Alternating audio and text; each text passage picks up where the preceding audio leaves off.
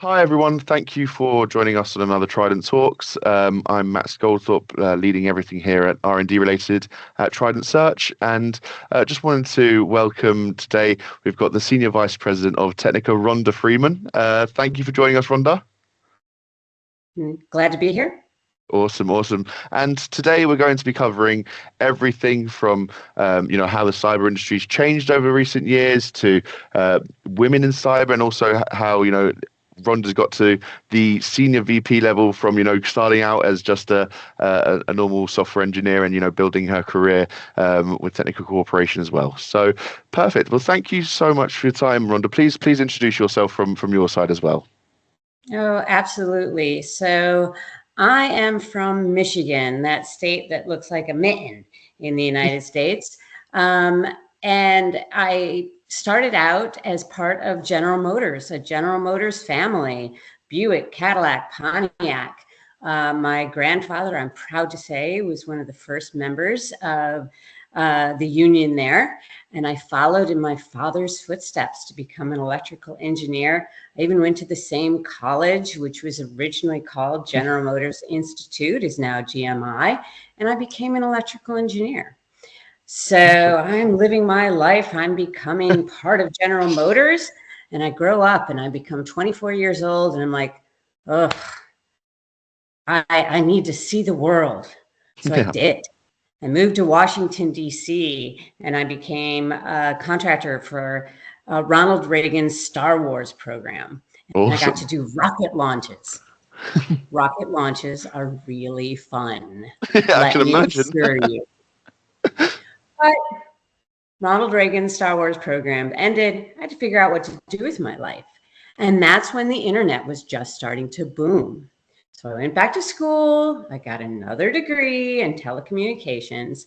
And that's where I met the CEO of my current company, Miguel Collado. And I joined his little teeny tiny company as the first female engineer.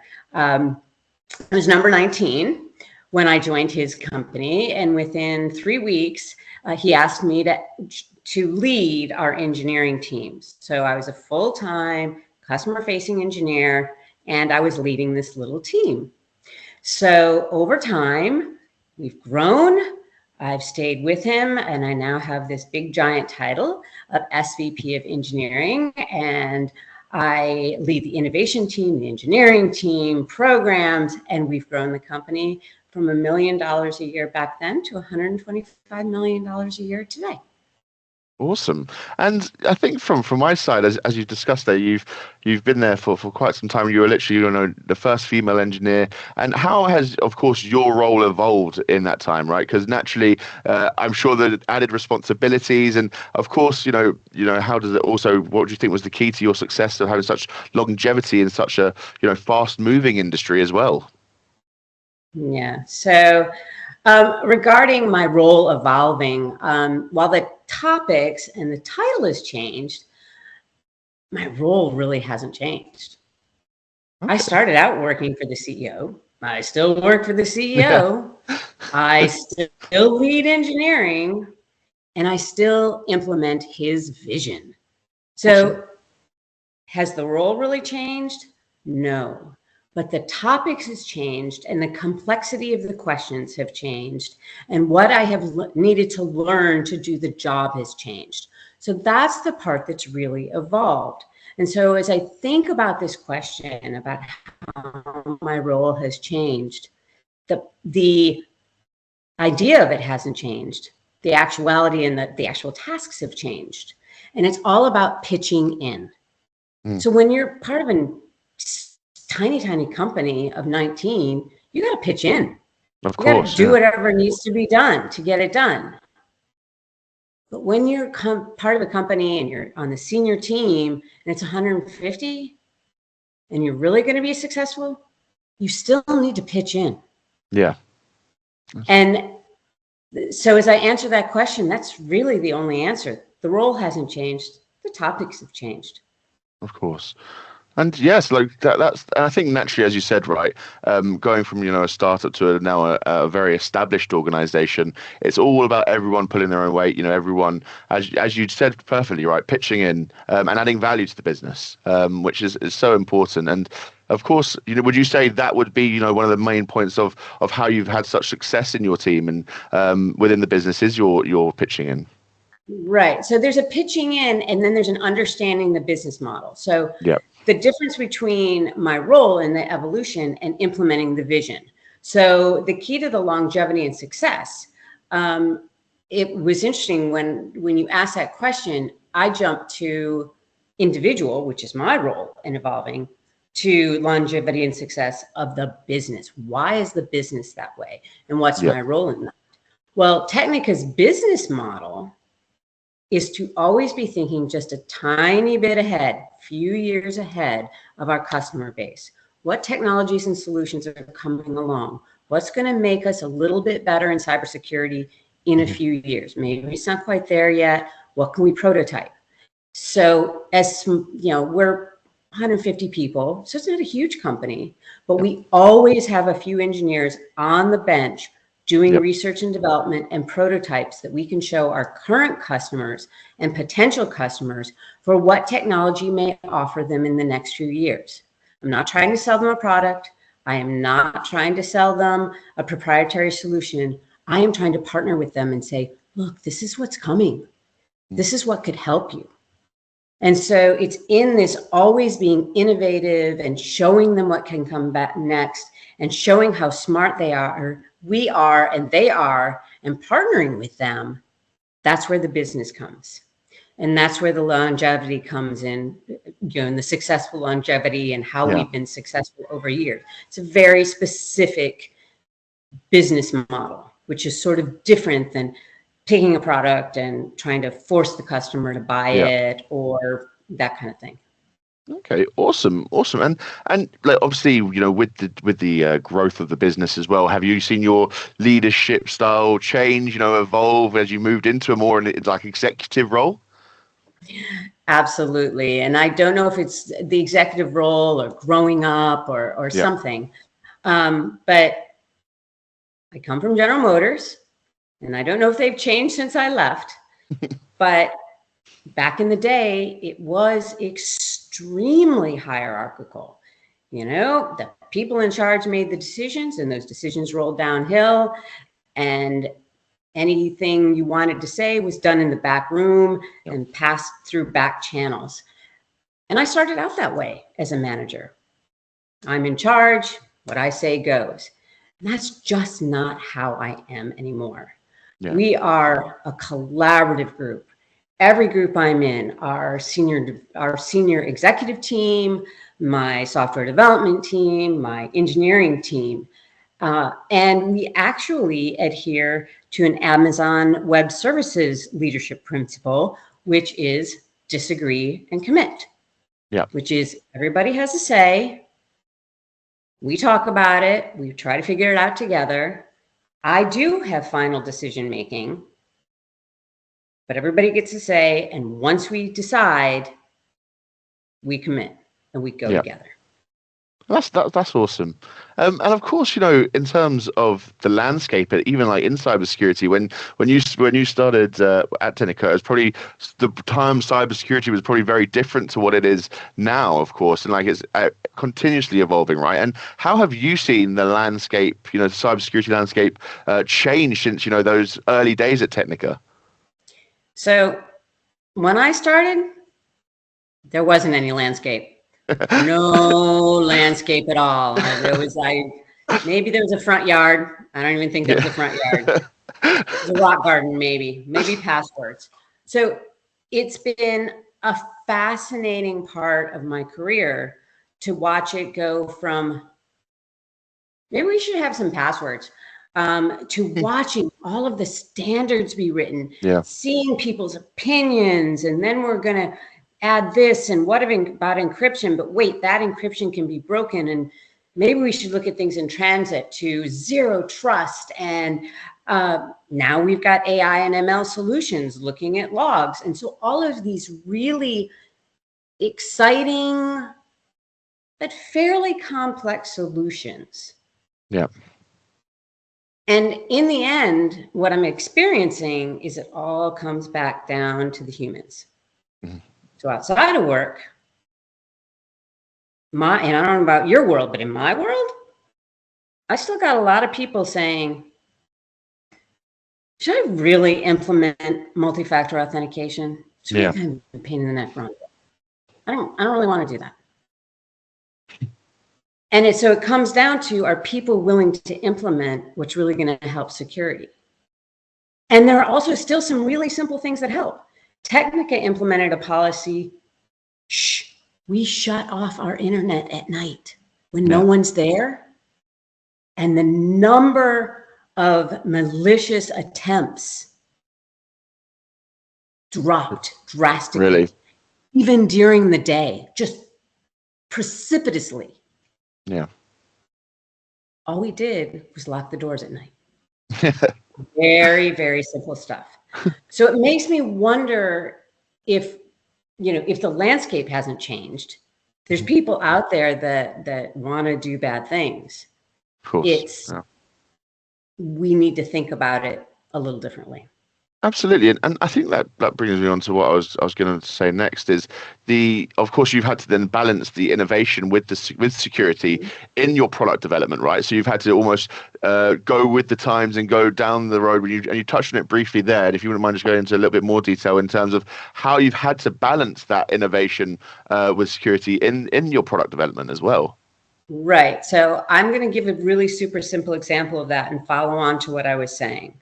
So we are believers in risk assessment, right? So sure, somebody can break in, but if you don't care if they steal what you've got inside because it doesn't have any value, rock on, come on in. Yeah. Eat the food in my fridge. Yeah. You're welcome. So the example I like to use is that there are tools to corrupt AI models. They're there.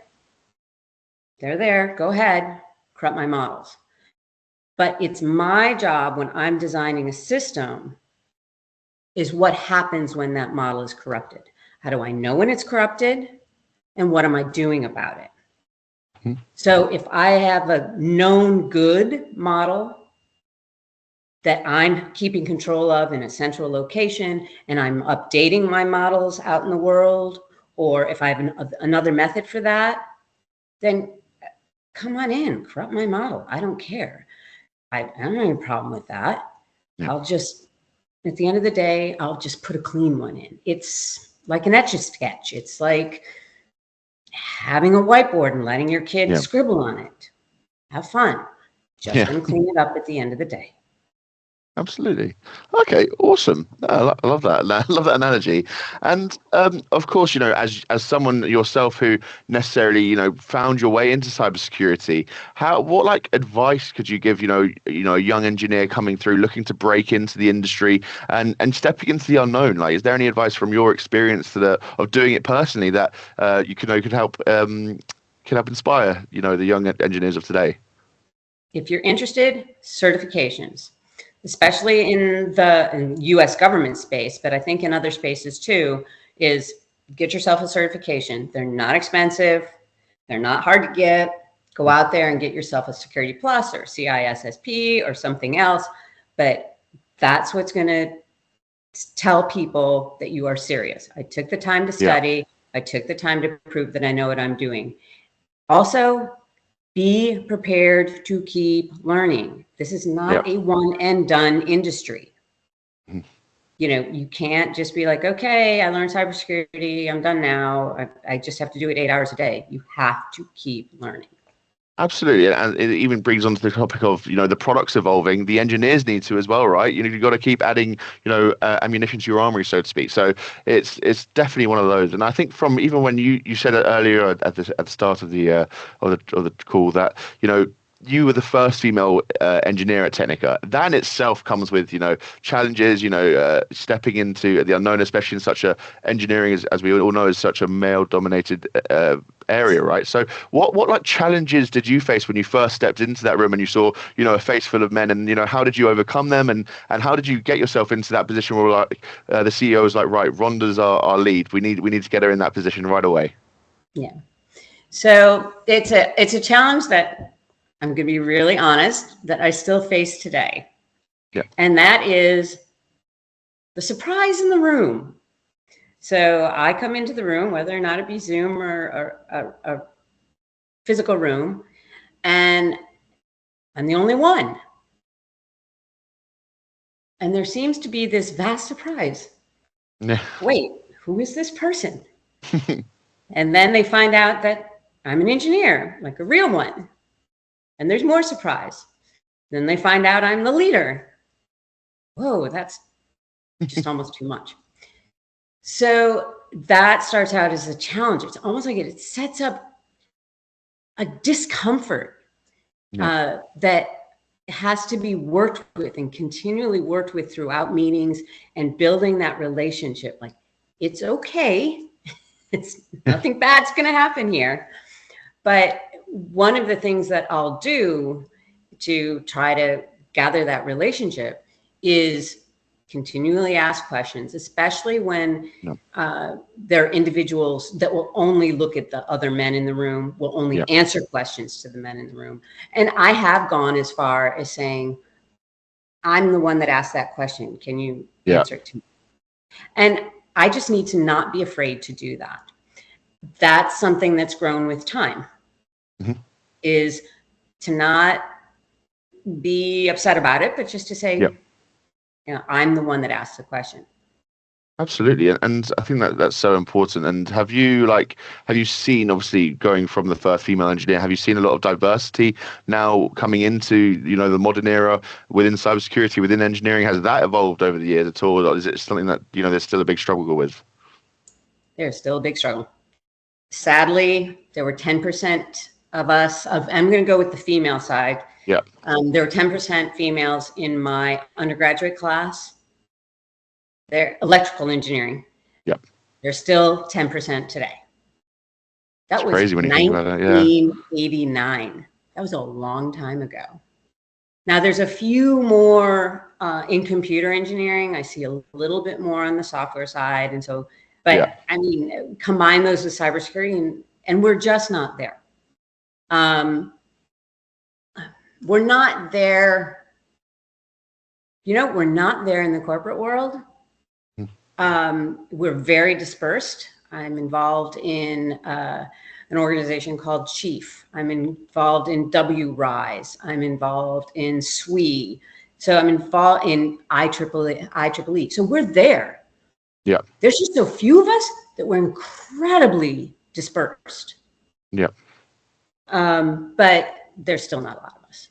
And you spoke a bit there on the chiefs and these areas that have these lots of women in senior positions and leadership roles. And in terms of from your side, what advice could you give for young women, whether it be in engineering, whether it be in any looking to get into those leadership roles, whether it be in tech or something else? Obviously, you're someone who's been there and done it. So what advice could you give to the younger generation that haven't reached those heights yet, that would could actually take this and be inspired by your journey, Rhonda? There are two things. One, if you want to be in a leadership position, you've got to be prepared to keep learning. This is not a day job. This is get more certifications, go to webinars, go to conferences, wherever you can keep learning in the area you're passionate about. I'm not asking you to learn in areas you're not passionate about, but in the areas you're passionate about, keep learning, be involved. Yeah. The second thing is you cannot do it without a mentor. I would not be where I am today without Miguel Collado, the CEO, having chosen me. It just would not have happened. Maybe I would have found another mentor, but he was my mentor. Find a mentor. Awesome. I think that's so useful as well, because of course, when you're getting into any industry, right, it's always good to have some person to learn from, to guide you in that way. And as I'm sure you have with many people that have worked under you as well, right? So I think my last question, and just to finish off on this, is I know we've touched there about advice for other women looking to get into leadership experience, but you know yourself better than anyone. Like if you could give yourself one piece of career advice that you've learned so much from that has helped you on your journey, what would that be, Rhonda? Don't sell yourself short. You are valuable. Love that. Oh, that's awesome. Okay, perfect. Well, I think from my side, that's been very, very opening and inspiring as well, Rhonda. And I really appreciate your time on this. As I said, what I'll do is I'll leave links to your LinkedIn profile and everything in the description of this video, just so if anyone sees it, anyone's really inspired, they want to say thank you for helping them as well, I'll be sure that they know where to find you. But yeah, in terms of for this episode of Trident Talks, I wanted to just say thank you very much for joining me, Rhonda. It's been a real pleasure, and yeah, thank you so much. Thank you so much.